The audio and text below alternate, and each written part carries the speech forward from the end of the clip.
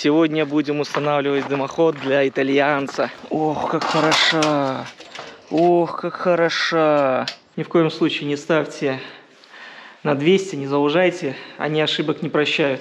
Но здесь, когда закрывается, чик, не видно, все четко.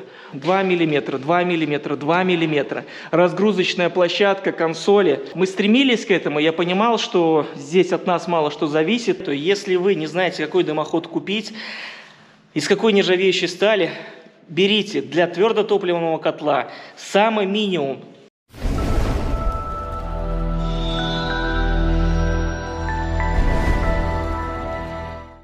Друзья, всем привет! С вами Дмитрий Михайлов, вы на моем канале Комментбай. Сегодня будем устанавливать дымоход для итальянца. Дальше довольно большая каминная топка, моноблочи от компании Nordica. Хочу зайти вам снаружи дома, что потом будем работать. Вечером уже можете не увидеть вот эту красоту. У нас что здесь? Двухэтажный дом. И дымоход должен идти через балкон. У нас на первом этаже будет стоять каминная топка. Проходит видимая часть утепленного сэндвич-дымохода по балкону. В дальнейшем она будет зашиваться. И мы должны поставить лестницу и выйти вот этот вот профилем обшитая шахта с грибком. И за нее мы должны выйти дымоходом. Так, вперед. Краткий обзор по материалам. Погода позволит, обязательно сделаю вам еще и результат нашей работы. Вот место установки. Друзья, эту каминную топку заказчик сам купил. Она ему очень понравилась. Ну, понравилась. Забегая вперед, скажу, по организации воздушного отопления именно с этой моделью необходимы знания. Что мы будем делать? Мы поднимем прямой участок, сначала полуметровую трубу, потом мы поставим консоль, разгрузочную площадку и пойдем вверх. Максимально будем смещаться, вверху сделать под углом 45 градусов, потому что у нас ограничена и высота, и ограничена ось горизонтальная.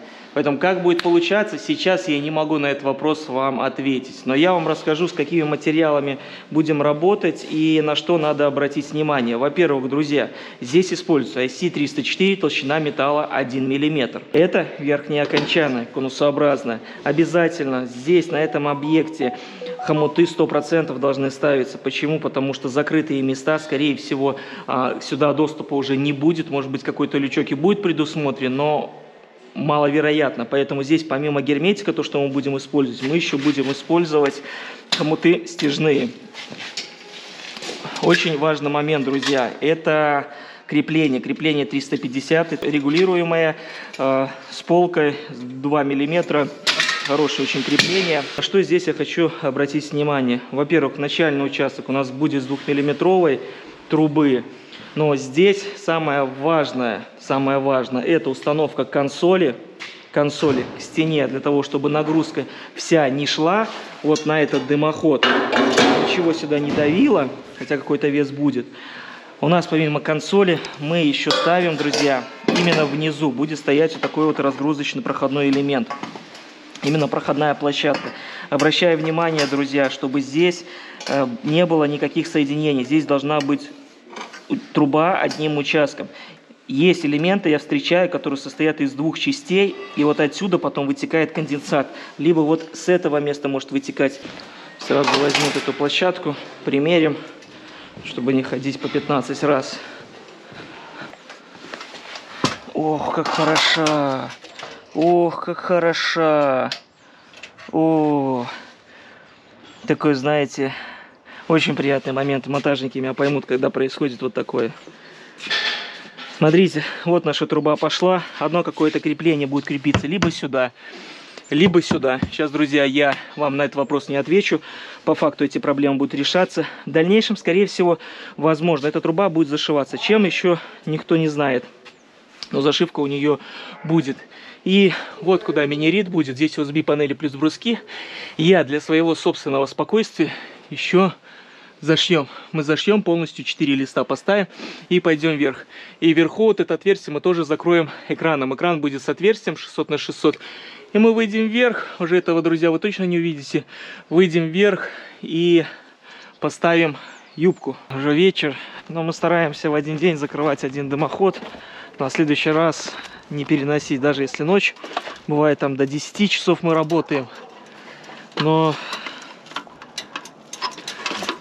закрыть лестница наша выручает всегда. Сейчас по страховочке покажу вам. Вот крепите сюда обязательно торцевую. Здесь крепитесь вот так. Ох, вот это красавица наша.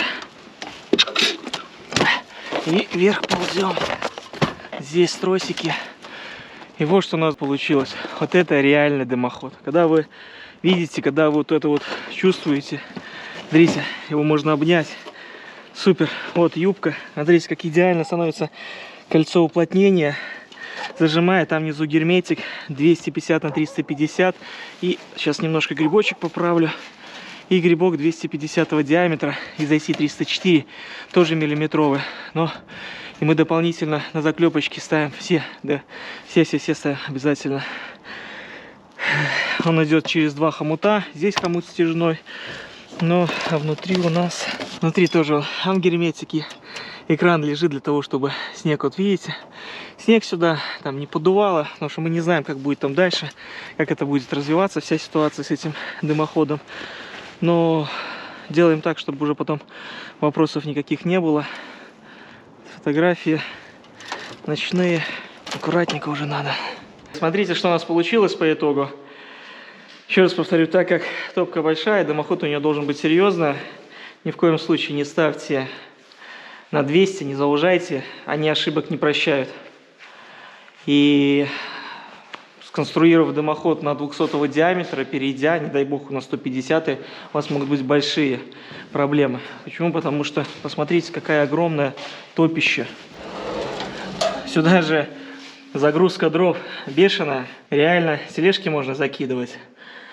Серьезный аппарат. И мне очень понравилось. Знаете, какая вещь, друзья, мне понравилась? У меня не было на тестировании топки ни одной серии. Ни 650, ни там, 800, ни 900. Мне понравилось следующее.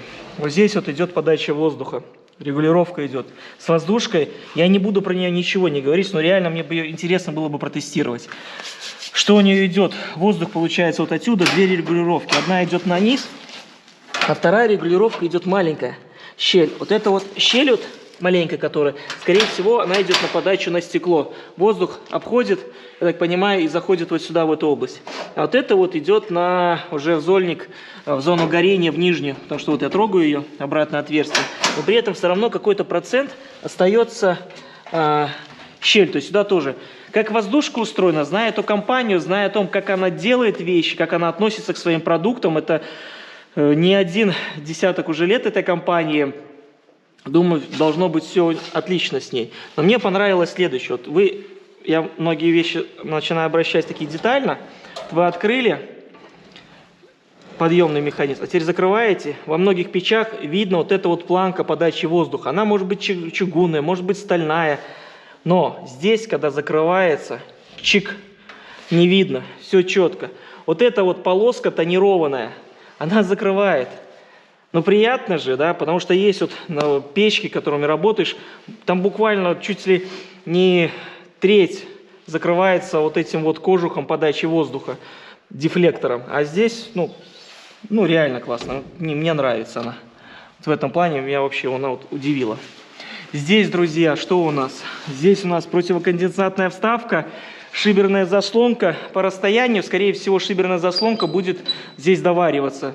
Скорее всего, потому что вот эта вот короткая, буквально здесь 8 сантиметров где-то до дальней догиба. Но это не проблема. Шиберную заслонку, друзья, ставьте, не экономьте на них, они нужны. Возможно, здесь есть серии какие-то с родной шиберной заслонкой, потому что здесь было отверстие под шток. Возможно, может быть, здесь регулировка какая-то была. Я не могу об этом судить, потому что эту топку я видел только на витринах. Вживую я с ней работаю первый раз. Она реально большая. Здесь 2-миллиметровка стоит. 2 миллиметра, 2 миллиметра, 2 миллиметра. Разгрузочная площадка, консоли. Это необходимо. И он будет весь давить вот на этот вот сегмент, на металл. Поэтому разгрузки должны стоять. У нас одна разгрузка стоит проходная, и сквозная стоит в перекрытии. Все, мы поднялись, полметра трубы, здесь 45 градусов и ушли. Реально получилось вообще идеально, потому что линия, сейчас вот мы кидали лазерный уровень, вот этот край топки. И дымоход, он не заходит. Если мы проекцию нарисуем, то вот эта часть не заходит за вот этот габарит.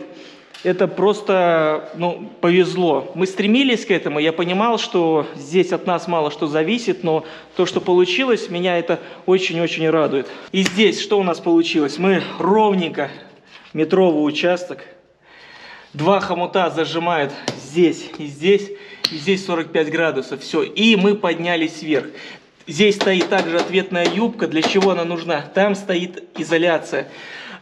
Базальтовая изоляция, базальтовое волокно. То если вы не знаете, какой дымоход купить, из какой нержавеющей стали, берите для твердотопливного котла самый минимум, как я считаю, если из качественных продуктов, это IC304, толщиной металла 1 мм. Вот ставьте, и никаких вопросов у вас не будет. Ни давления на трубы внутреннее, ни температурной градации.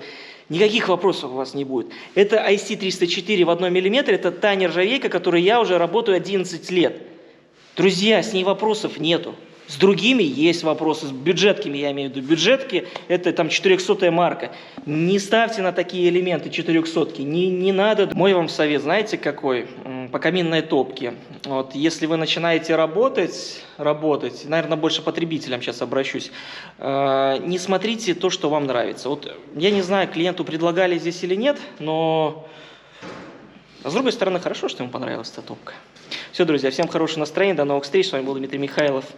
Коммент-бай, подписываемся на мой канал, в Инстаграм заходим, подписываемся, там много-много фотографий. И вам реально повезло, что вы увидели этот объект. Пока.